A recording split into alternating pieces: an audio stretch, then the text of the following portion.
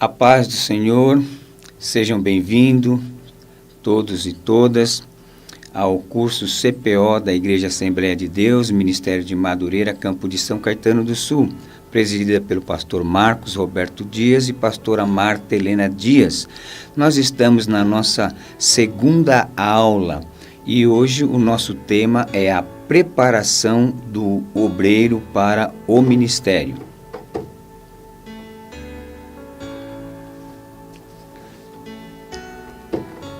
Vamos então iniciar a nossa aula apresentando os objetivos, que nós temos para a nossa aula dessa segunda aula. Primeiro objetivo é compreender que o preparo para o ministério é bíblico.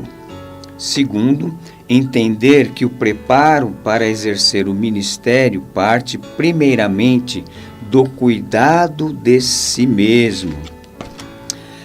Ao final desta unidade de aprendizagem, você deverá apresentar os seguintes aprendizados. Primeiro, identificar os fundamentos teológicos do preparo para o ministério e listar quais os cuidados necessários e indispensáveis para o exercício ministerial. Bem, a nossa aula de hoje, ela tem um tema, tendo cuidado de ti mesmo. Tiramos aqui esta temática do conselho de Paulo a Timóteo, em 1 Timóteo capítulo 4, verso 16, quando o apóstolo São Paulo diz assim: tem cuidado de ti mesmo e da doutrina. Persevera nestas coisas, porque fazendo isto te salvarás tanto a ti mesmo como aos que te ouvem.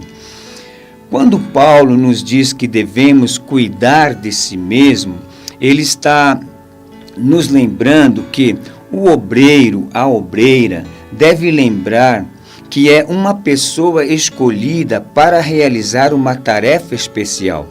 O cuidado de si mesmo significa criar o hábito de dar atenção constante a si mesmo. Isto significa que o cuidado, ele aponta para cuidado com o que és e com o que fazes. Então veja bem, o cuidado com o que és e com o que fazes. Então, o obreiro, a obreira, deve examinar atentamente a própria caminhada. E como eu faço isto? Tendo cuidado com a sua vida pessoal, tendo cuidado com a sua vida moral, tendo cuidado com a sua vida familiar, tendo cuidado psicológico, emocional e tendo cuidado espiritual. E é justamente isso que nós vamos tratar nesta aula. Então vamos ao nosso slide de introdução. Veja aí, na primeira aula aprendemos sobre os fundamentos teológicos do ministério, bem como algumas das qualidades naturais e espirituais que o obreiro necessita ter e desenvolver.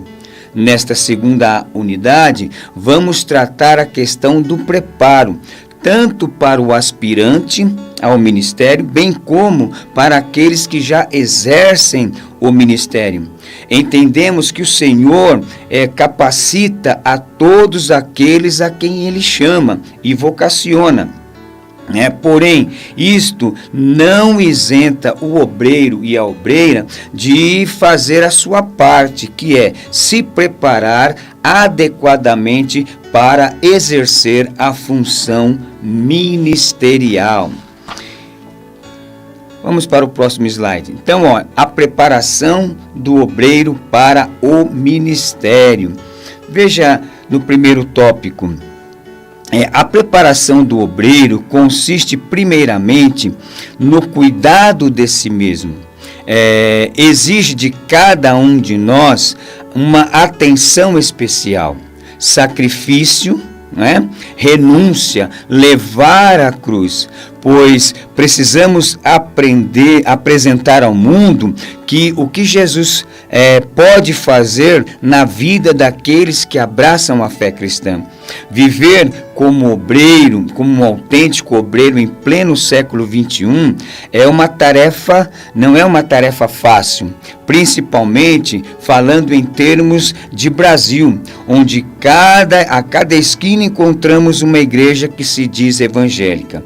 Diante de tantas opções, se faz necessário compreender o que é cuidar de si mesmo como uma preparação para o exercício ministerial.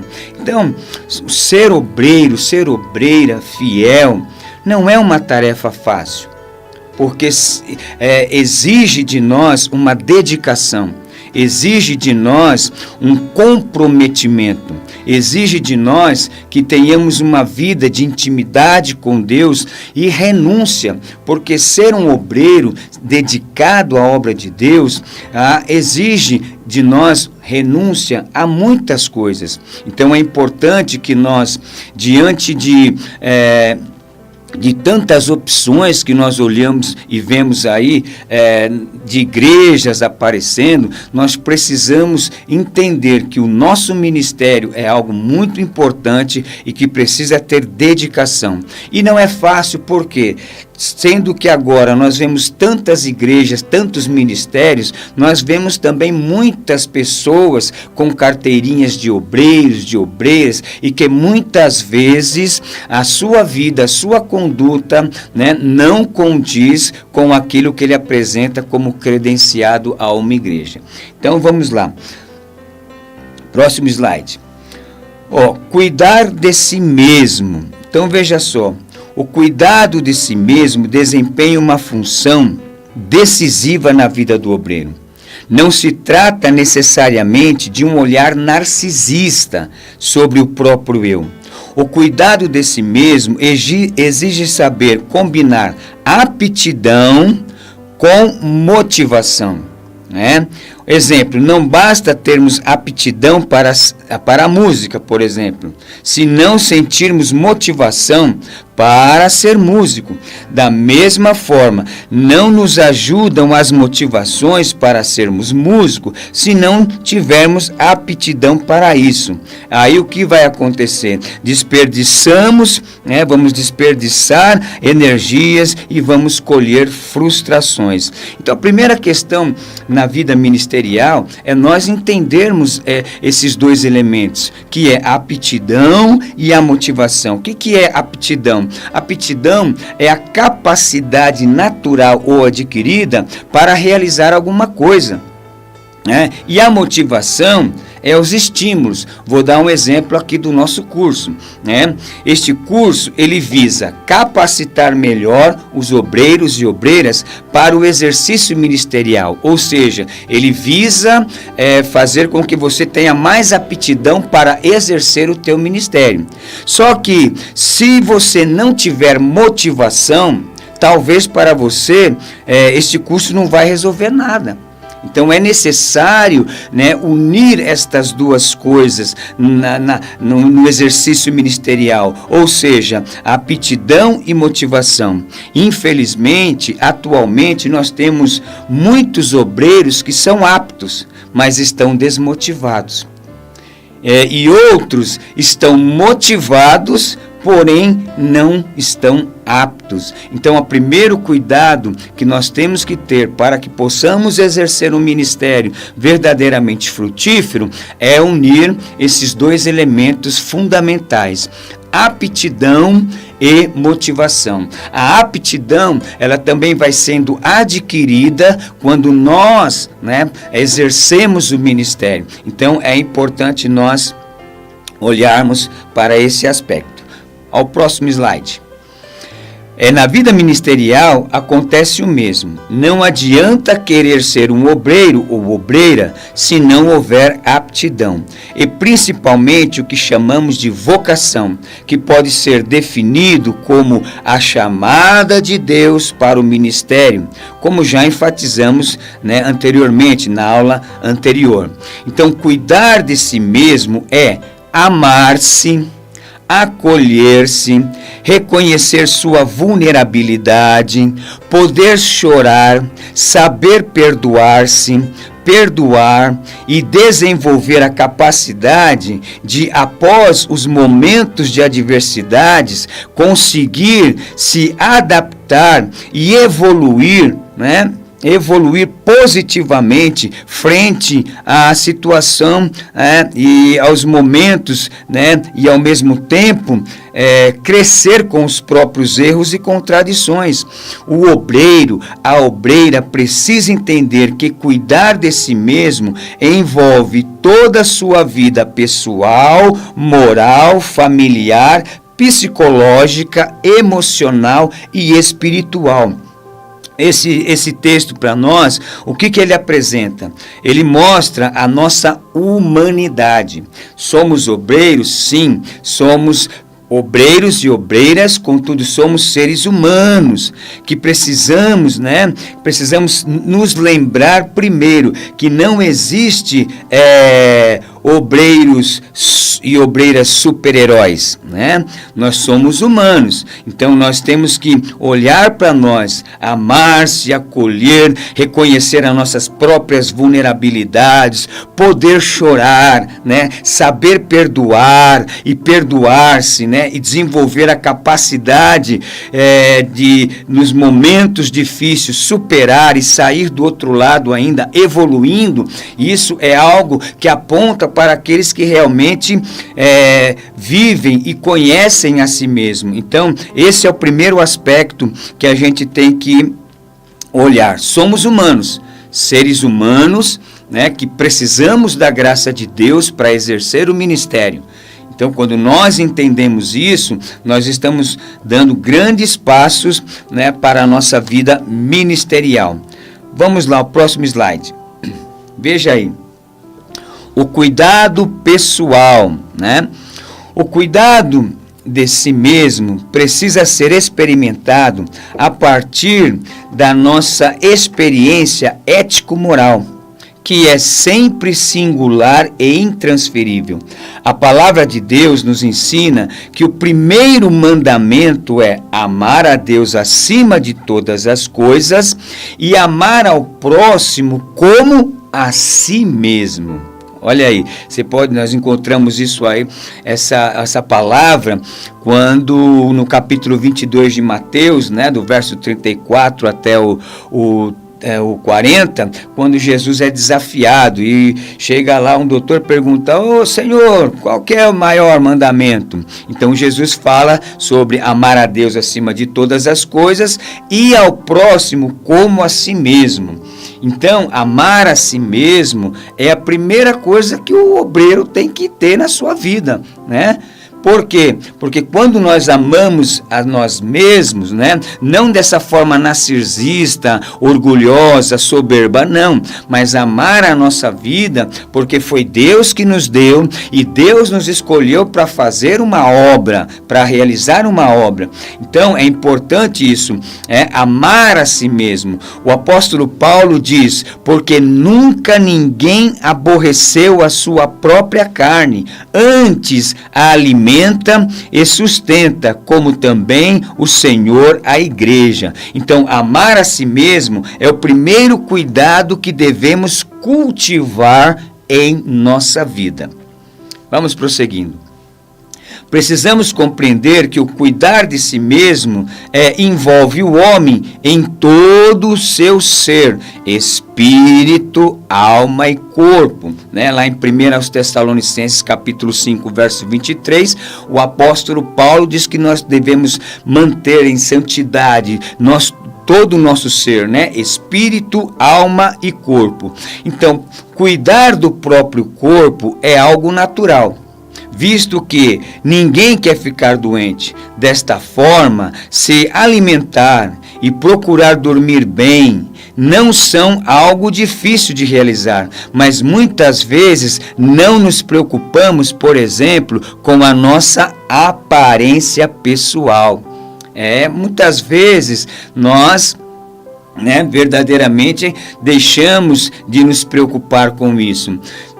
quero lembrar e dizer, não estamos aqui falando isso querendo apontar para situações de usos e costumes, não. Nós estamos falando aqui de postura de obreiro e de obreira, né? Postura. Então, olha aí que o apóstolo, o que o texto está dizendo: trajar-se com decência, elegância e discrição fazem parte da vida daqueles que cuidam de si mesmo. É interessante notar que em Levítico 8, de 7 a 13, observamos que os sacerdotes se vestiam com suntuosidade e roupas especiais, e era uma exigência divina. Então, o obreiro, ele tem que se conscientizar que ele está sendo observado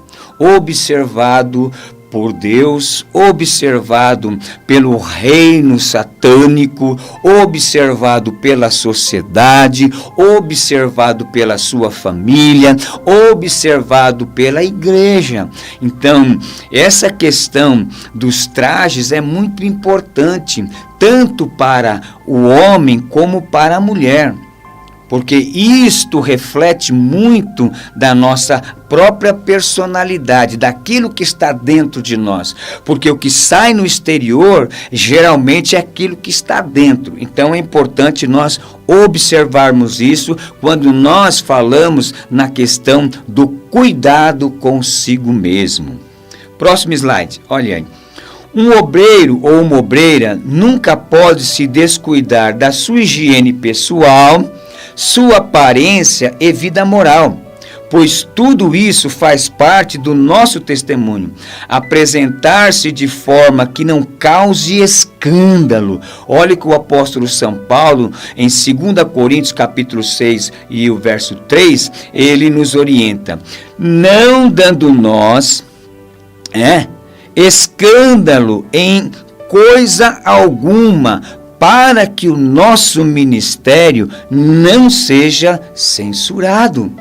Então, o conselho de Paulo é que nós temos que tomar cuidado para que não venhamos a ter nenhum tipo de mancha no nosso ministério. Permita aqui um breve testemunho. Eu tive um professor aqui no CETESC, na nossa escola teológica, já está na glória, pastor Daniel de Oliveira, e ele sempre dizia para nós: olha, você é um obreiro, nunca deixe que nada manche, o teu ministério, porque no dia que você tiver uma mancha, você pode depois fazer muitas coisas na obra, mas sempre vão lembrar de você, por aquela falha que você cometeu. Então é importante, nós observarmos, como obreiros, essa dica do apóstolo Paulo, não dando escândalo não dando escândalo em coisa alguma. Veja o verso de baixo, onde Paulo, em 1 Coríntios 10, 32, ele diz: portai-vos de modo que não deis escândalo nem aos judeus, nem aos gregos, que aí representa os gentios, nem à igreja de Deus. Então, apresentar-se de forma condizente com a fé que professamos é dever de cada obreiro, de cada obreira, e envolve desde a nossa higiene pessoal até os nossos atos morais. Vamos para o próximo. O cuidado agora, nós vamos falar do cuidado com a vida moral. Veja aí no slide. No tópico anterior, observamos que o cuidado de si mesmo parte do princípio da nossa experiência ético-moral. Como obreiros e obreiras, somos observados atentamente por nossa família, igreja, a qual pertencemos, pela sociedade, pelo reino satânico e principalmente pelo Senhor. A primeira realidade observada na vida de um obreiro ou de uma obreira é seu caráter ético-moral. A palavra ética é de origem grega, derivada de ethos, que diz respeito ao costume, aos hábitos dos homens. Então, é importante que nós venhamos a compreender essa questão de termos ética, de estarmos sempre prontos. Então, o cuidado com a vida moral nos aponta para a nossa ética, nossos procedimentos. Então, é importante que nós venhamos sempre a observar esta questão. Então, veja aí, moral. Moral trata de um conjunto de valores, normas, princípios e noções sobre o que é certo ou errado, proibido e permitido. Para nós cristãos, os princípios éticos morais estão claramente desenvolvidos na palavra de Deus. Paulo, escrevendo a Timóteo e Tito, descreve vários conceitos quanto à vida moral daqueles que são chamados por Deus para exercerem um ministério na igreja. Vamos observar esse texto, que é muito importante. Eu sei que a maioria dos obreiros já estudaram, conhece o texto, mas vamos rever aqui algumas coisas importantes. Então, 1 Timóteo capítulo 3, vou ler alguns versículos aqui, até o versículo 13, só para a gente pegar um contexto maior. Esta é uma palavra fiel. Se alguém deseja o episcopado, excelente obra deseja. Veja aí, você que é aspirante ao ministério, desejar é ótimo, não tem problema nenhum, só que tem algumas condições. Mas convém que o bispo, seja irrepreensível, marido de uma mulher, vigilante, sóbrio, honesto, hospitaleiro, apto para ensinar, não dado ao vinho, não espancador, não cobiçoso de torpe ganância, mas moderado, não contencioso, não avarento, que governe bem a sua própria casa, tendo seus filhos em sujeição, com toda a modéstia. Porque se alguém não sabe governar a sua própria casa, terá cuidado da igreja de Deus? Não neófito, para que, ensoberbecendo-se, não caia na condenação do diabo. Convém também que tenha bom testemunho dos que estão de fora, para que não caia em afronta e no laço do diabo. Da mesma sorte, os diáconos sejam honestos, não de língua dobre é fingido, não fingido, não dado a muito vinho, não cobiçoso de torpe ganância, guardando o ministério da fé em uma pura consciência. E também estes sejam primeiros provados, depois sirvam se forem irrepreensíveis. Da mesma sorte, as mulheres sejam honestas, não maldizentes, sóbrias e fiéis em tudo. Os diáconos sejam maridos de uma mulher e governem bem seus filhos e a sua própria casa, porque os que servirem bem como diáconos adquirirão para si uma boa posição e muita confiança na fé que há em Cristo Jesus.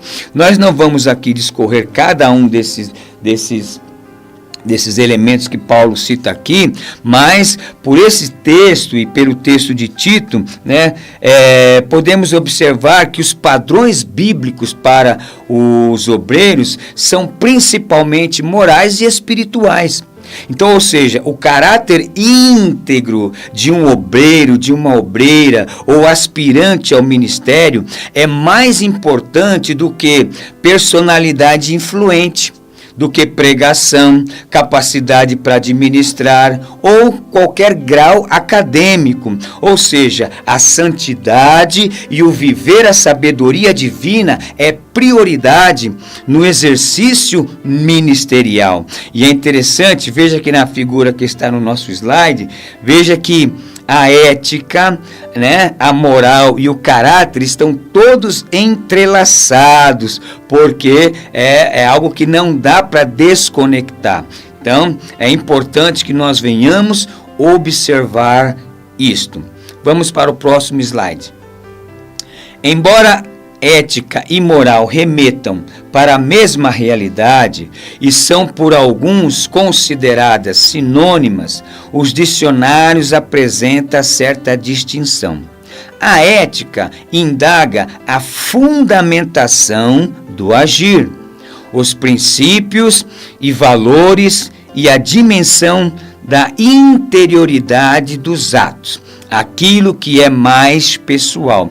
Ou seja, então, a ética, podemos dizer que é a parte teórica, né? Agora, a moral indica ações e normas concretas, é a aplicação dos costumes, dos hábitos e das regras daquilo que foi o objeto da ética. Então, a ética apresenta a teoria do como fazer e a moral, ela expressa a prática dessa ética que eu aprendo, dessa ética que eu tenho. Então, a ética é o conhecimento das normas, das regras e princípios, a moral é a prática desse conhecimento. Vamos para o próximo slide. É interessante, agora nós vamos observar, com o pecado, a natureza moral do homem foi contaminada. Porém, agora, como crentes, obreiros, temos a oportunidade de resgatar nossa vida moral. Então, o cuidado com a vida moral nos aponta para a nossa ética, para a nossa moral, para os nossos procedimentos. Acompanha comigo aí, né, esse slide. Nos capítulos 1, 2 e 3 de Romanos, observamos a decadência espiritual e moral dos homens, né? Mas, ali faltou um A, tá? Mas ao executar a obra de redenção, Jesus nos reconciliou com o Pai, né? Somos reconciliados com Deus a partir da fé no sacrifício de Cristo por nós na cruz do Calvário. Então, a partir desta reconciliação, o homem que aceita a obra redentora de Cristo passa a ter uma nova natureza. Paulo diz: e vos revestiste do novo, que se renova para o conhecimento segundo a imagem daquele que o criou. Colossenses 3,10. Então, o que eu quero dizer aqui? Que nós, como obreiros e obreiras, né, na casa de Deus, nós nascemos de novo. E aquela natureza pervertida por conta do pecado que afetou a nossa vida moral, a nossa ética, agora é diferente. Por quê? Porque agora nós pertencemos à família de Deus, fomos revestidos do novo homem, somos nova criatura e temos toda a condição e temos todas as ferramentas que nós precisamos para que possamos exercer uma ética moral adequada, né, àqueles que proferem a fé em Jesus Cristo. Então é importante isso. Então, nesse texto, o apóstolo Paulo, né, o apóstolo dos gentios, dá instruções para uma vida santificada. A vida ética moral precisa estar fundamentada no homem interior, ou seja, no homem em que o Espírito Santo habita e tem livre ação. Vamos dar uma observada nesse texto de Efésios, capítulo de número 3, e o verso 16 ao verso 19. Efésios 3, verso de número 16. Olha, para que, veja que aqui Paulo está na sua oração, né? pelos Efésios. E aqui é interessante que ele faz, é interessante que na primeira oração que Paulo faz aqui neste livro, né, que está no capítulo 1 do verso 15 até o verso 23, Paulo ora para que os crentes entendam o plano de salvação de Deus, né, que foi preparado na eternidade, no qual ele cita lá do verso 3 até o verso 14. Aqui Paulo está fazendo uma oração para que os crentes recebam poder interior, poder em si, dentro, no seu ser interior. Então veja só, para que segundo as riquezas da sua glória, vos conceda que sejais corroborados, ou seja, reforçados, com poder pelo Espírito no homem interior, né? Para que Cristo habite pela fé no vosso coração, a fim de, estando arraigados e fundamentados em amor, poderdes perfeitamente compreender com todos os santos qual seja a largura e o comprimento e a altura e a profundidade, e conhecer o amor de Cristo, que excede todo entendimento, para que sejais cheios de toda a plenitude de Deus. Então aqui Paulo está apontando, está orando para que os crentes, né, sejam reforçados com poder no seu coração, na sua vida. Então, o que queremos dizer é que é possível viver a moral e a ética bíblica. Isso porque somos nova criatura e o Espírito Santo habita em nós, e o Espírito Santo é aquele que nos dá força para fazermos e sermos aquilo que Deus quer que sejamos. Então, veja bem.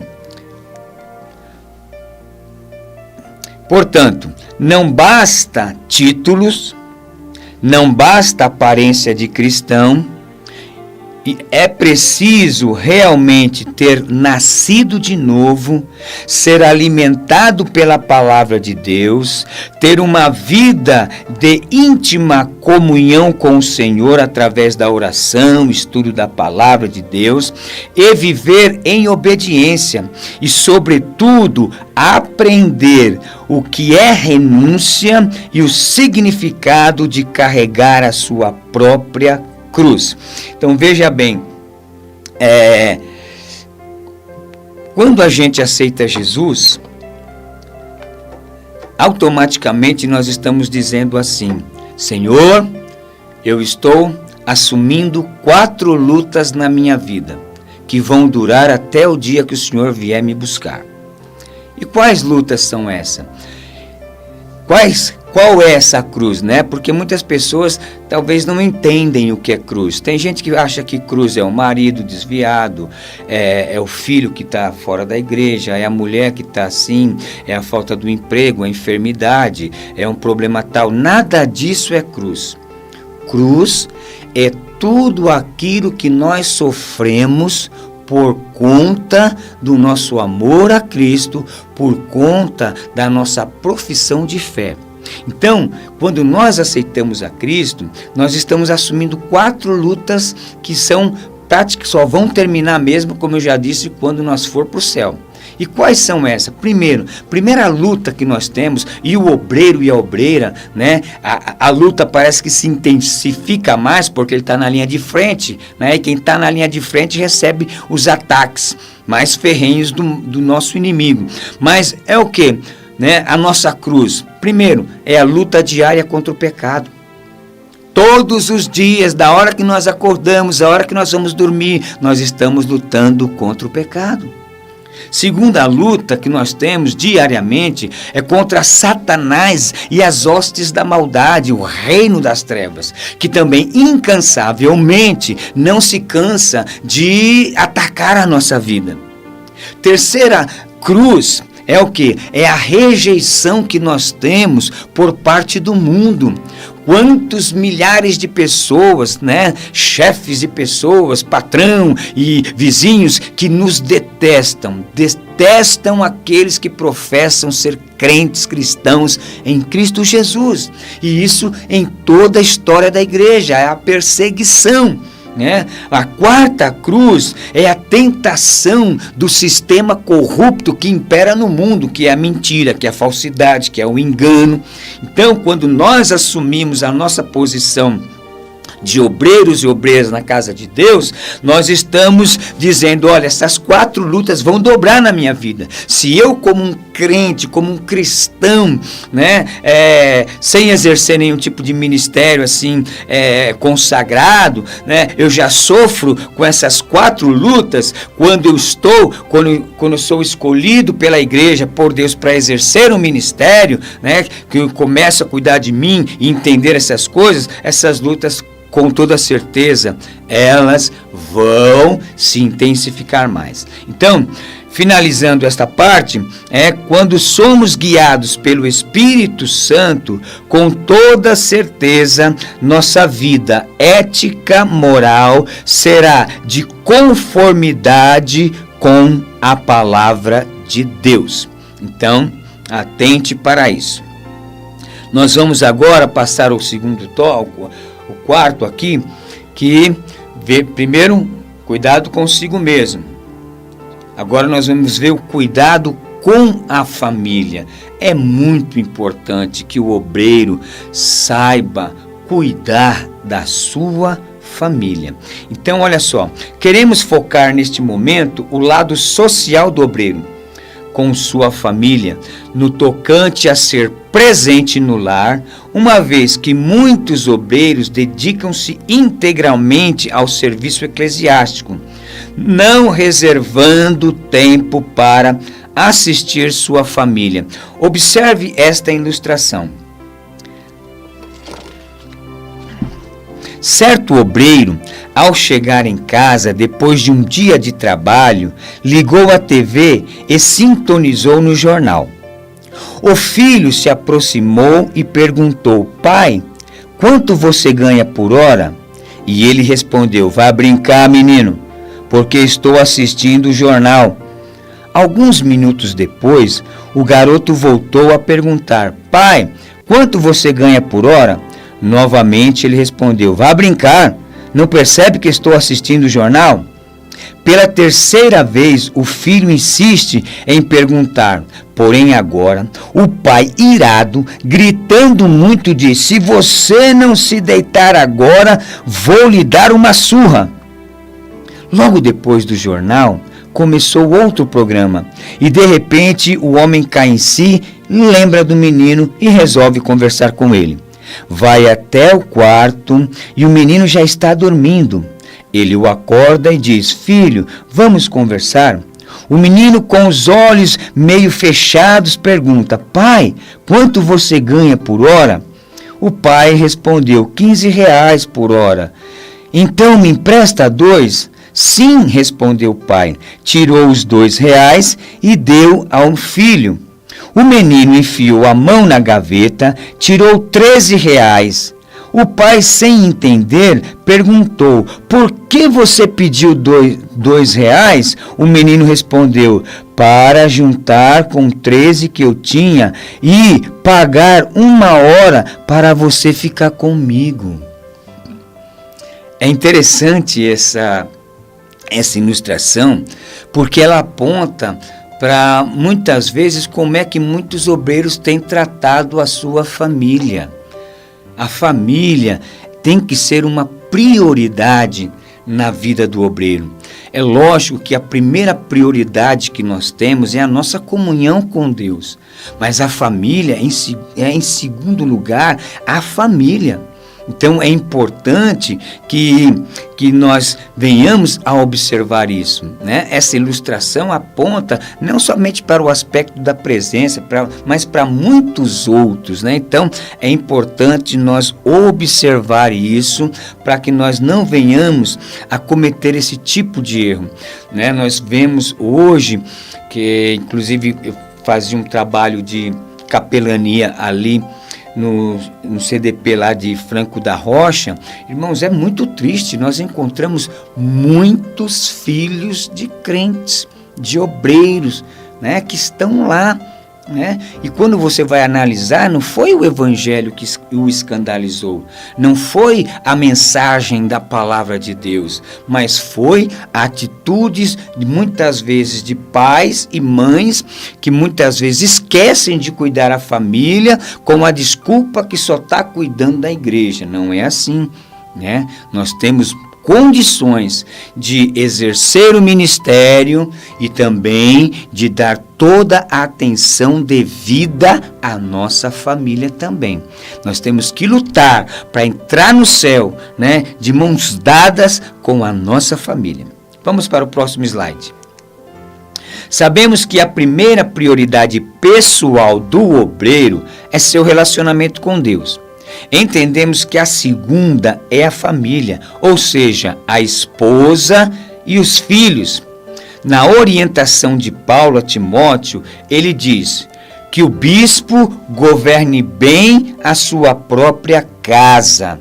Então, governar bem não é só agir como o manda-chuva, desculpa a expressão, eu mando em casa, não, mas governar bem, né? O que é governar bem? É saber dar o tempo adequado para o filho, o tempo adequado para a esposa, o tempo adequado para um passeio. Não é pecado passear com a família, não é pecado fazer uma viagem com a família. Então, governar bem envolve todo o processo, não é só o respeito que tem que ter, não, mas é o respeito, é o tempo, é o amor, é a dedicação, é a preocupação. Tudo isso fazem parte de alguém que governa bem a sua própria casa.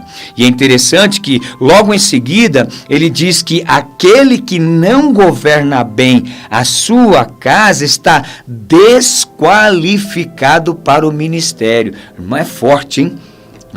Está desqualificado para o ministério. Então, é imperativo que o obreiro ou a obreira não esqueça dos seus deveres para com a sua família. E estes deveres não podem ser exercidos apenas como uma obrigação formal. Tem de partir de um coração desejoso de ver e lutar pela felicidade da sua família, né? Olha, amor, tempo, instrução, correção, né, não podem ser supridos por coisas como muitos fazem hoje para compensar a sua ausência. Eu vou dar um presente para o meu filho, porque eu não estou presente sempre com ele. Então, então é importante que nós venhamos a compreender isso, que nós precisamos dar atenção devida para a nossa família. Meus queridos, nós vamos fazer uma pausa, né? Nós temos mais 2 tópicos para nós terminarmos essa aula, mas vamos tomar um cafezinho, tomar uma água e daqui a pouquinho a gente volta e continuaremos com a segunda parte da nossa segunda aula do curso CPO da AD São Caetano. Deus abençoe, vai tomar uma aguinha, um café, daqui a pouco nós voltamos.